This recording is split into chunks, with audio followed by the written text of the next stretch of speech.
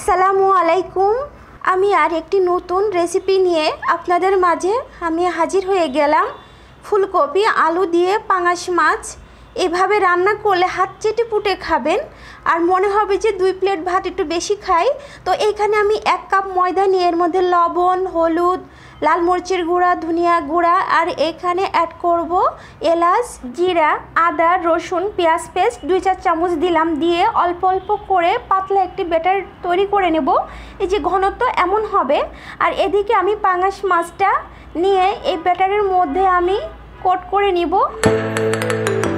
আর দিব ব্রেড ক্রাম্বটা আমি yellow colour bread crumb নিয়েছি, আপনারা হোয়াইট কালার ব্রেড ক্রাম্ব নিলেও হবে। নিয়ে আমি এর ভিতরে ব্রেড ক্রাম্বের মধ্যে কোট করে নিয়ে আমি এইভাবে সব মাছগুলা কোট করে নিব।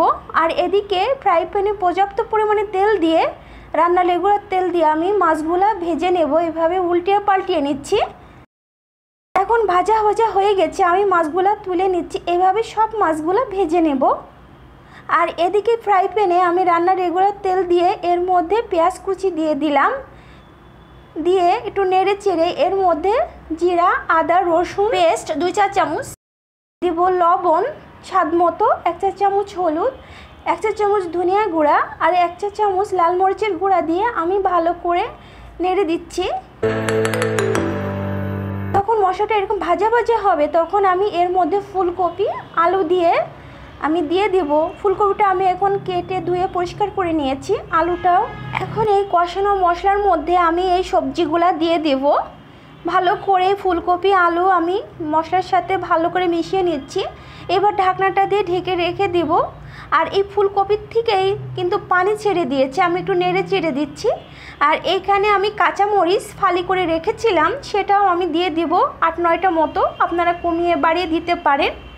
এখন দিয়ে এর মধ্যে আমি ঝোলের পানি দিয়ে দেব। আপনারা ঝোল কতটুকু পছন্দ করেন সে অনুযায়ী ঝোলটা অবশ্যই রাখবেন।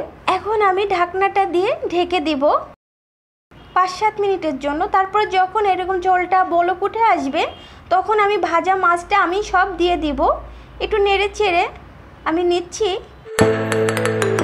এইভাবে আমি মাছ ফুলকপি আলু রান্না করে নেব, পাঙাশ মাছের ঝোল। 5-7 মিনিট পর ফিরে এসে এবার আমি এর মধ্যে জিরা গুঁড়া করে রেখেছিলাম সেটা দিয়ে দিলাম। তো একটি মাছ আমি তুলে দেখাচ্ছি যে কতটা সুন্দর হয়েছে। পর্যায়ে সব চেক করে দেখবেন যে ঝাল লবণ ঠিক আছে কিনা। আর এইভাবে রান্না করলে তো 2 প্লেট ভাত খেতে মন চাইবে। পাঙাশ মাছ দিয়ে ফুলকপি আর আলু রান্না কত সহজে তৈরি হয়ে গেল। আশা করি আমার ভিডিওটি আপনাদের ভালো লেগেছে। আল্লাহ হাফেজ।